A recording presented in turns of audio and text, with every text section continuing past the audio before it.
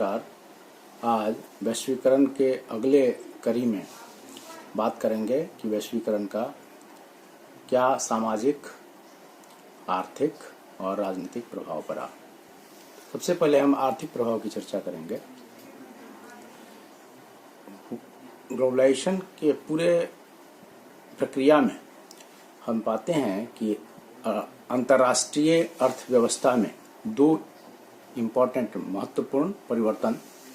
होते हैं। पहला कि उत्पादन की प्रक्रिया का अंतर्राष्ट्रीयकरण हो जाता है, और दूसरा कि जो फाइनेंशियल ट्रांजैक्शन है उसकी प्रक्रिया का अंतर्राष्ट्रीयकरण हो जाता है, या फाइनेंशियल ट्रांजैक्शन का अंतर्राष्ट्रीयकरण हो जाता है। इसका नतीजा ये होता है कि ये दोनों जो महत्वपूर्ण परिवर्तन हुए, इसमें मल्टीनेशनल कंपनीज और ट्रांसनेशनल कॉरपोरेशंस का बहुत अहम रोल रहा, और इस सारी प्रक्रिया के कारण हम पाते हैं कि नेशन स्टेट कमजोर हुआ। इसके पहले हम यह भी जान रहे हैं कि स्टॉक एक्सचेंज, टेक्नोलॉजिकल और कम्युनिकेशन जो रिवोल्यूशन हुआ उसके कारण स्टॉक एक्सचेंज एक बहुत ही प्रभावशाली ट्रांजैक्शन का मैकेनिज्म बन गया, इंटरनेशनल ट्रांजैक्शन का। और हम यह भी पाते हैं कि कैसे नेशनल रिसोर्सेस का बहुत तेजी से ट्रांसफर बहुत कम समय में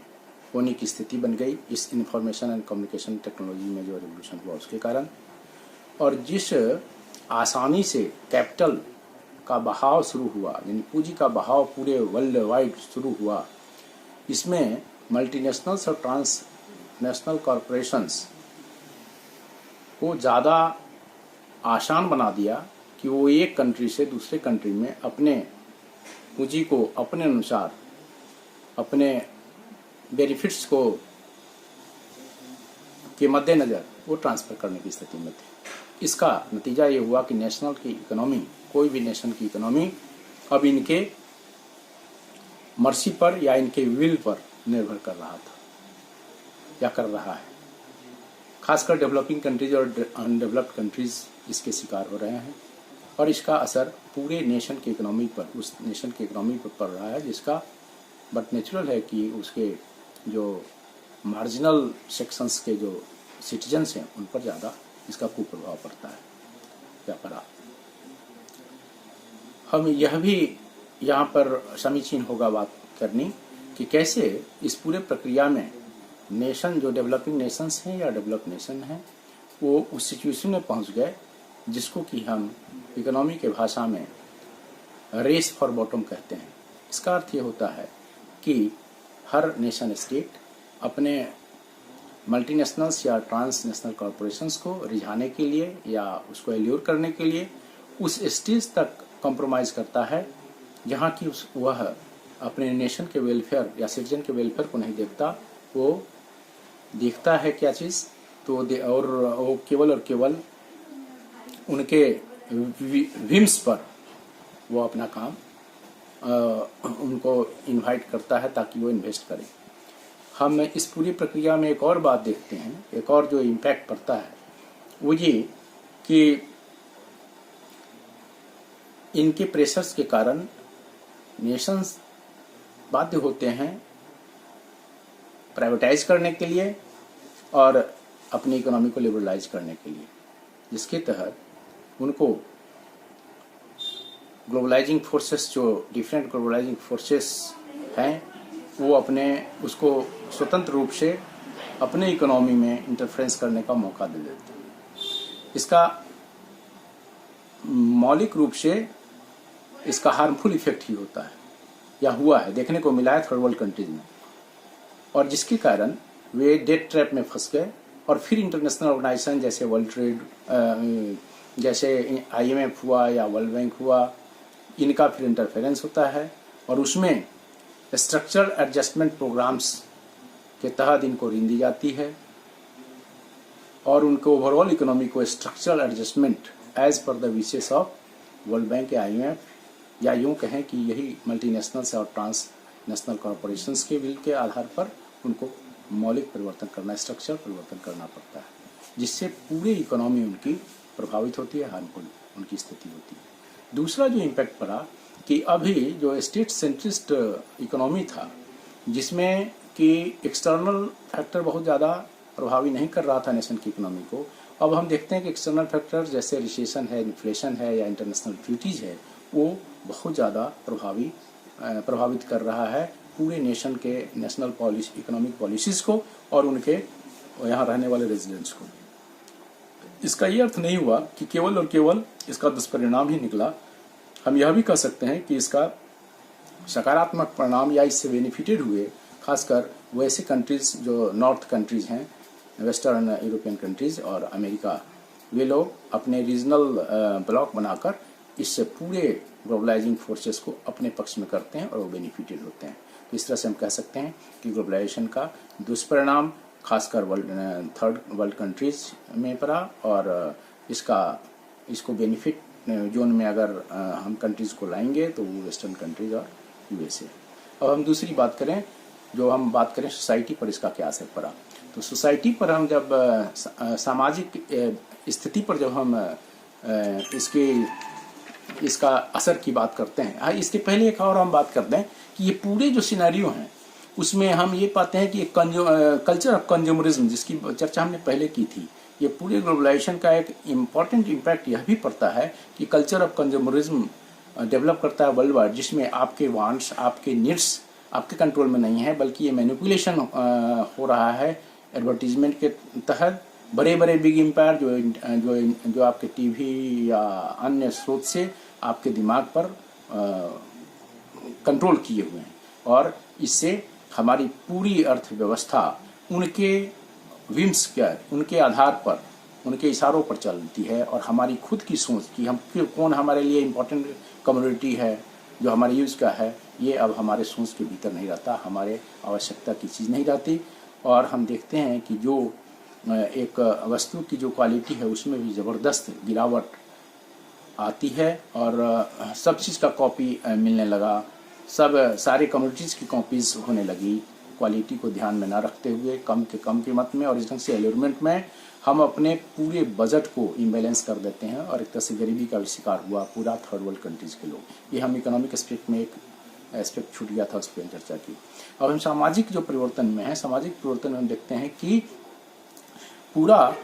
जो नेशन आइडेंटिटी है, जो नेशन की आइडेंटिटी है, हर कंट्री का अपनी अपनी नेशन की आइडेंटिटी है, उसमें ज़बरदस्त ये सेंध लगाता है। उसका कारण ये है कि हम देख रहे हैं कि जब ग्लोबलाइजेशन हुआ तो इंटरकनेक्टेडनेस और ज़्यादा इंटेंस हुआ। इस इंटेंस इंटरकनेक्टेडनेस में लोग अपने जीविका के मद्देनजर रखते हुए दोनों चीज़ हुआ, माइग्रेशन भी हुआ, इमिग्रेशन भी हुआ। खासकर नॉर्थ कंट्रीज़ में जो डेवलप्ड कंट्रीज़ हैं वहाँ पर बहुत सारे डेवलपिंग कंट्रीज़ के लोग गए और इसका असर उनके सोसाइटी, उनके अपने खुद के सोशल कल्चर पे, उनके ट्रेडिशन, परंपरा और उनकी जो अपनी इंडिपेंडेंट आइडेंटिटी है उस पर उनको कंप्रोमाइज़ करना पड़ा। और हम वहाँ देखते हैं कि इन रिएक्शन उधर जो वहाँ के इंडिजिनस जो इनहेबिटेंट्स हैं, जो वहाँ के रहने वाले जो ओरिजिनल जो लोग हैं, उनको हम देखते हैं कि उनमें रेसिस्ट वायलेंस की बात या फिर हम जेनोफोबिया का रिसर्जेंस की बात हम देखते हैं। फिर उसी तरह हम दूसरी ओर हम यह भी देखते हैं कि कैसे इस जो पूरे ग्लोबलाइजेशन के प्रोसेस में जिस ढंग से रिवोल्यूशन होता है आपको कम्युनिकेशन और इंफॉर्मेशन टेक्नोलॉजी में, वो कैसे पूरे साइकोलॉजिकली एक होमोजेनाइजेशन की कल्चर में ले जा रहा है, यानी कि सेमनेस के ओर ले जा रहा है। और इसका रिपरकशंस हम पूरे एक सोशल टेंशंस पूरे सोसाइटी, या वो डेवलप्ड हो या डेवलपिंग हो या माइग्रेटेड लोग हों, उन सब के अपनी जो ओन आइडेंटिटी थी उस पर प्रभाव इसका हो रहा है। खासकर हम देखेंगे कि कोई भी ऐसा डेवलपिंग या डेवलप्ड नेशन नहीं है जो कि इन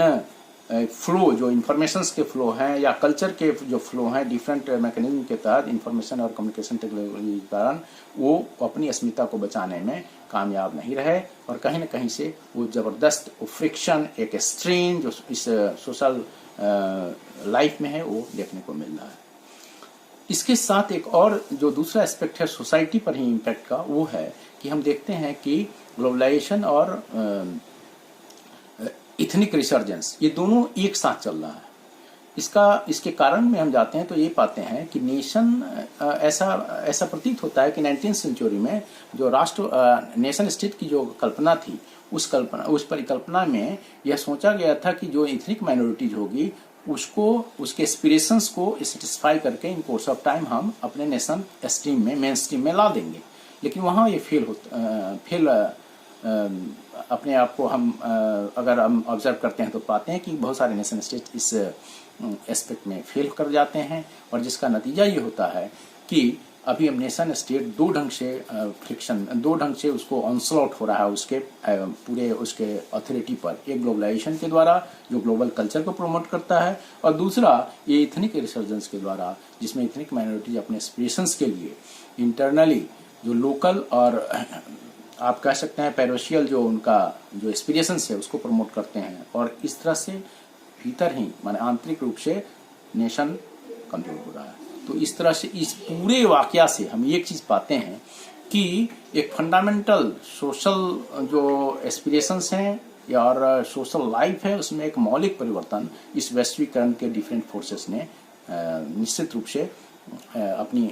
छाप छोड़ी है जो बहुत प्रभावशाली है। अब हम तीसरी बात करें जो बहुत इम्पोर्टेंट है वो है राजनीतिक अगर हम पॉलिटी पर अगर इसके इम्पैक्ट की बात करें तो हम पाते हैं कि ये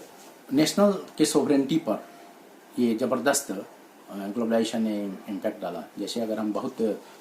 ब्रीफ में यदि हम बात करें तो हम यह पाते हैं कि अभी तक जो वर्ल्ड सिस्टम इंटरकनेक्टेडनेस बेस्ड था यानी कि ग्लोबलाइजेशन के पहले वहाँ पर जो ऑटोनॉमी एलिमेंट है सोवरेनिटी का जैसे वो प्रभावित हो रहा था, लेकिन ग्लोबलाइजेशन के बाद ये अथॉरिटी एलिमेंट जिसपे जो कोर एलिमेंट है जिसपे हम कहते हैं कि फॉर्मल अथॉरिटी है जिसके कारण हम कहते हैं कि भाई कोई नेशन स्टेट इंडिपेंडेंट है वो प्रभावित हो रहा है। दूसरे शब्दों में हम यह समझे कि नेशन स्टेट को सोवरेन हम कब कहते हैं, जब हम यह कहते हैं कि इंटरनली वो कंट्री या वो नेशन सुप्रीम है और एक्सटर्नली वो इंडिपेंडेंट है। तो पहले भी यानी ग्लोबलाइजेशन के पहले भी एक्सटर्नल अफेयर्स में तो कहीं ना कहीं कंप्रोमाइज लोग कर रहे थे लेकिन इंटरनली सुप्रीम थे। अभी ग्लोबलाइजेशन में ये हुआ कि इंटरनली सुप्रीम अब नहीं रहे और यहाँ पर ह्यूमन सिक्योरिटी या एनवायरमेंटल कंसर्न्स या फिर ह्यूमन राइट्स कंसर्न्स ये ऐसे कंसर्न्स हैं जिसको लेकर आप पर इंटरनेशनल ट्रीटीज ला दी जा रही है। इंटरनेशनल ट्रीटीज को मनवाने की बात की जाती है। उसके डिफरेंट मैकेनिज्म्स है वर्ल्ड फोरम्स के और खासकर जितने भी वर्ल्ड फोरम्स हैं जो पोलिटिसाइज्ड हो चुके हैं, खासकर यूएन या यूनेस्को या वर्ल्ड बैंक या आईएमएफ इनका प्रेशर पड़ता है कि आप इंटरनेशनल ट्रीटीज को अब अपने हित में नहीं बल्कि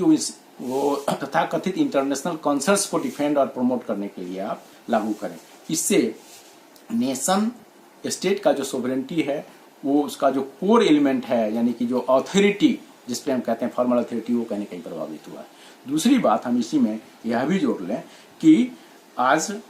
अगर हम पूरी व्यापकता से अगर देखें तो जो सोवरेन नेशन स्टेट का जो बेसिस था कि लिबर्टी, इक्वालिटी और फ्रेटर्निटी को प्रमोट करना है या उसको स्ट्रेंथन करना है, अब हम उसके जगह पर लिबर्टी के जगह पर हम पाते हैं कि अब हम डाइवर्सिटी की बात करते हैं और लिबर्टी की जगह पर हम सिक्योरिटी की बात करते हैं, इक्वालिटी की जगह पर हम डाइवर्सिटी की बात करते हैं और फ्रेटर्निटी की जगह पर हम